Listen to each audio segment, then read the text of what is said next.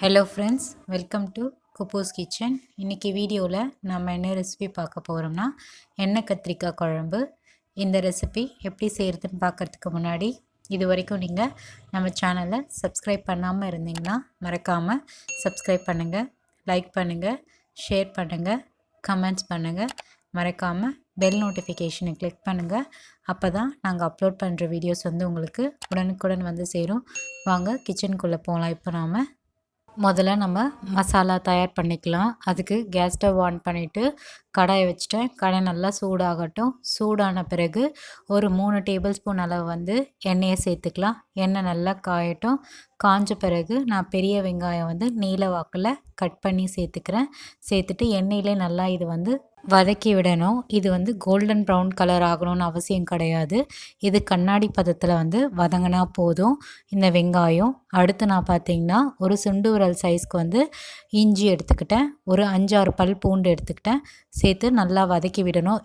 வெங்காயம் நல்லா வதங்கிடுச்சு. அடுத்து நான் தக்காளி சேர்த்துக்கிறேன். 2 தக்காளி நான் எடுத்துக்கிட்டேன். அதுவும் நீல வாக்கில் கட் பண்ணி சேர்த்துக்கிட்டாச்சு. 2 வெங்காயம் 2 தக்காளி இந்த மசாலா செய்கிறதுக்காக.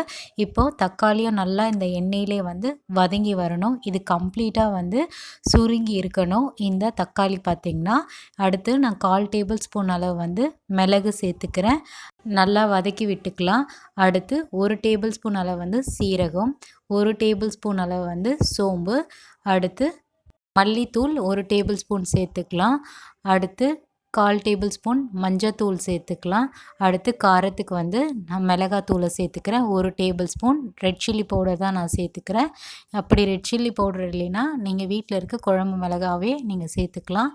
அடுத்து தேவையான அளவு உப்பை சேர்த்துக்கிறேன். உப்பை சேர்த்துட்டு நல்லா வதக்கி விடுறேன். அடுத்து 2 டேபிள் ஸ்பூன் அளவு தேங்காய் துருவனதை சேர்த்துக்கிறேன். சேர்த்துட்டு நல்லா வதக்கி விடணும் இந்த எண்ணெயிலே. இப்போ பார்த்திங்கன்னா மசாலா தயாராகிடுச்சு. இதை நல்லா ஆற விட்டு மிக்சர் ஜாரில் சேர்த்துட்டு நல்லா ஃபைன் பேஸ்ட்டாக நம்ம அரைச்சி எடுக்கணும். மிக்சர் ஜாரில் நம்ம தயார் பண்ணி வச்சுருந்த வெங்காயம், தக்காளி, இஞ்சி, பூண்டு எல்லாம் வதக்கி வச்சுருந்த மிக்சர் ஜாரில் எல்லாமே சேர்த்துட்டு 1/4 டம்ளர் அளவு தண்ணியை சேர்த்துட்டு மிக்சியில் நல்லா மைய அரைச்சி எடுக்கணும். இந்த அளவுக்கு நம்ம மசாலா தயார் பண்ணி எடுக்கணும். பார்க்க சொல்லி நல்லா ஃபைன் பேஸ்ட்டாக இருக்குது பாருங்கள். அடுத்து நான் கத்திரிக்காய் எடுத்துக்கிறேன். கத்திரிக்காய் நல்லா பிஞ்சு கத்திரிக்காய் இருக்கணும். அதே போல் கத்திரிக்காயில் கொஞ்சம் கூட தண்ணி இருக்கக்கூடாது. கம்ப்ளீட்டாக தொடச்சிட்ட பிறகு நம்ம இந்த கத்திரிக்காவை கிராஸ் போல் கட் பண்ணி எடுத்துக்கணும். கட் பண்ணுறப்பவே உள்ளே பூச்சி இருக்கான்னு பார்க்கணும். இந்த மாதிரி எல்லா கத்திரிக்காவும் உள்ளே செக் பண்ணுங்கள். கட் பண்ணுறப்பவே பாருங்கள். இன்னொன்று பார்த்திங்கன்னா உள்ளே பூச்சிலாம் இல்லாமல் கிளியராக இருக்குது. அடுத்து நான் எலுமிச்சைப்பழ சைஸ் புளியை ஊற வச்சுக்கிறேன். ஊற வச்சுட்டு நல்லா கரைச்சி ஃபில்ட்ரு பண்ணி ஓரமாக வச்சிடலாம். அடுத்து கட் பண்ணி வச்சுருந்த கத்திரிக்காய் எண்ணெயில் வதக்கி எடுத்துக்கலாம். அதுக்கு கேஸ் ஸ்டவ் ஆன் பண்ணிவிட்டு கடாயை வச்சுட்டேன். கடாய் நல்லா சூடாகட்டும். சூடான பிறகு 3 டேபிள் ஸ்பூன் அளவு எண்ணெய் சேர்த்துக்கலாம். எண்ணெய் நல்லா காஞ்ச பிறகு நம்ம கட் பண்ணி வச்சுருந்த கத்திரிக்காய் ஒன்று ஒன்றா இந்த எண்ணெயில் சேர்த்துக்கலாம். சேர்த்துட்டு நல்லா வதக்கி விடணும். இதை செய்கிறப்போ நீங்கள் மீடியம் ஃப்ளேம்லேயே வச்சு செய்யுங்க. அப்போ தான் நமக்கு ஈவனாக எண்ணெயில் வெந்து வரும் இந்த கத்திரிக்காய். இது பார்த்திங்கன்னா கம்ப்ளீட்டாக சுருங்கி வரணும். இந்த கத்திரிக்காய் குறைஞ்சது நம்ம 10 நிமிஷம் இந்த எண்ணெயிலே வதக்கி எடுக்கணும். பாருங்கள், கொஞ்சம் கொஞ்சமாக கலர் சேஞ்ச் ஆக ஆரம்பிச்சிருச்சு கத்திரிக்காய் எண்ணெயிலே நல்லா வதங்கிருச்சு. இப்போ இது எல்லாமே ஒரு பிளேட்டில் மாற்றி தனியாக ஓரமாக வச்சிடலாம். அடுத்து குழம்பு செய்ய ஆரம்பிச்சிடலாம். கேஸ் ஸ்டவ் ஆன் பண்ணிவிட்டு பாத்திரம் வச்சிடலாம். பாத்திரம் நல்லா சூடாகட்டும். சூடான பிறகு எண்ணெயை சேர்த்துக்கலாம். எண்ணெய் தாராளமாகவே எண்ணெய் கத்திரிக்காய் குழம்புக்கு சேர்த்துக்கலாம். 1/4 டேபிள் ஸ்பூன் அளவு கடுகு சேர்த்துக்கலாம். கடுகு நல்லா எண்ணெயில் பொரிஞ்சு வரட்டும். அது வரைக்கும் வெயிட் பண்ணுவோம். இப்போது பொரிஞ்சதும் 1/4 டேபிள் ஸ்பூன் வெந்தயம் சேர்த்துக்கலாம். அடுத்து வரமிளகாய் சேர்த்துக்கலாம். 5லேருந்து 6 வரமிளகாய் சேர்த்துக்கலாம். காரத்துக்கு ஏற்ற மாதிரி கைப்பிடி அளவு கருவேப்பிலை சேர்த்துட்டு நல்லா இது எண்ணெயிலே பொரிஞ்சு வரட்டும். அடுத்து 2 வெங்காயம் வந்து பொடி பொடியாக நறுக்கி சேர்த்துக்கலாம். நான் இதுக்கு பார்த்தீங்கன்னா பெரிய வெங்காயம் தான் எடுத்துக்கிட்டேன். நீங்கள் சின்ன வெங்காயம் இருந்தாலும் சேர்த்துக்கோங்க. டேஸ்ட் இன்னும் கொஞ்சம் அதிகப்படுத்தும் எண்ணெய் கத்திரிக்காய்க்கு. வெங்காயம் நல்லா வதங்கி வந்துருச்சு எண்ணெயில். அடுத்து நம்ம தயார் பண்ணி வச்சுருந்த மசாலா வந்து சேர்த்துக்கலாம். சேர்த்துட்டு நல்லா வந்து மிக்ஸ் பண்ணி விடுவோம். ஏற்கனவே அரைச்சி வச்சுருந்த மிக்சர் ஜாரில் கொஞ்சமாக தண்ணியை சேர்த்துட்டு இதில் ஊற்றிக்கலாம் மசாலாவில். இப்போ இது நல்லா மசாலா வந்து கொதித்து வரணும். நம்ம ஊற்றின எண்ணெய் வந்து பார்த்திங்கன்னா மேலே கொஞ்சம் கொஞ்சமாக வரணும். அது வரைக்கும் நம்ம வந்து இந்த குழம்ப வந்து கொதிக்க வைப்போம். இப்போ லிட்டை போட்டு க்ளோஸ் பண்ணிவிட்டு ஒரு 5 மினிட்ஸ் கழித்து எடுத்து பார்க்கலாம். எடுத்து பார்த்துட்டு மிக்ஸ் பண்ணி விடுவோம். அப்பப்போ மறுபடியும் லிட்டை போட்டு க்ளோஸ் பண்ணிவிட்டு குழம்பு கொதிக்கட்டும். இப்போ நம்ம வந்து எடுத்து பார்க்கலாம். குழம்பு பார்த்திங்கன்னா நல்லா கொதித்து வந்துருச்சு.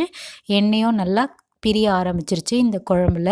அடுத்து நம்ம தயார் பண்ணி வச்சுருந்த புளி கரைசலை வந்து சேர்த்துக்கலாம். சேர்த்துட்டு நல்லா கலந்து விடுங்க. அடுத்து குழம்புக்கு தேவையான அளவு வந்து உப்பை சேர்த்துக்கலாம். நீங்கள் உப்பை வந்து உங்களுக்கு சுவைக்கு ஏற்ற மாதிரி கூட்டவோ குறைக்கவோ செஞ்சுக்கோங்க. உப்பு சேர்த்ததும் நல்லா வந்து கலந்து விட்டுட்டு தேவையான அளவு வந்து தண்ணியை வந்து சேர்த்துக்கோங்க. குழம்பு உங்களுக்கு தண்ணியாக வேணும்னா நீங்கள் வந்து எக்ஸ்ட்ராவே தண்ணி ஊற்றிக்கோங்க. கொஞ்சம் கெட்டியாக வேணும்னா தண்ணி வந்து கம்மி பண்ணிடுங்க. இப்போ அகைன் லிட்டை போட்டு க்ளோஸ் பண்ணிவிட்டு நல்லா வந்து குழம்பு கொதித்து வந்துருச்சான்னு எடுத்து பார்ப்போம். இடையிடையில் நம்ம வந்து லிட்டை எடுத்துகிட்டு பார்க்கணும். இப்போ பாருங்கள் நல்லா கொதித்து வந்துருச்சு குழம்பும். இப்போது இதில் வந்து கொஞ்சம் கொஞ்சமாக எண்ணெய் பிரிஞ்சு வரும். பிரிஞ்சு வந்த பிறகு நம்ம ஏற்கனவே வந்து ஃப்ரை பண்ணி வச்சுருந்த கத்திரிக்காய் வந்து சேர்த்துக்கலாம். குழம்புல மெதுவாக போடுங்க, ஒன்று ஒன்றா போடுங்க.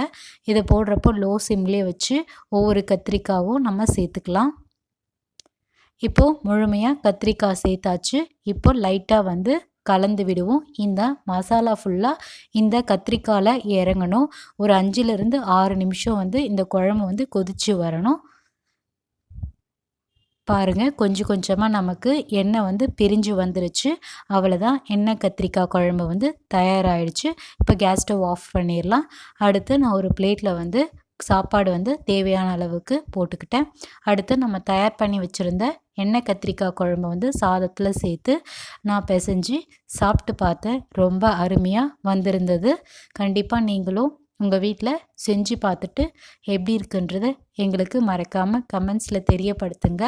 இதே போல் வேறு ஒரு ரெசிபி வீடியோவில் நாம் சந்திக்கலாம். பாய்.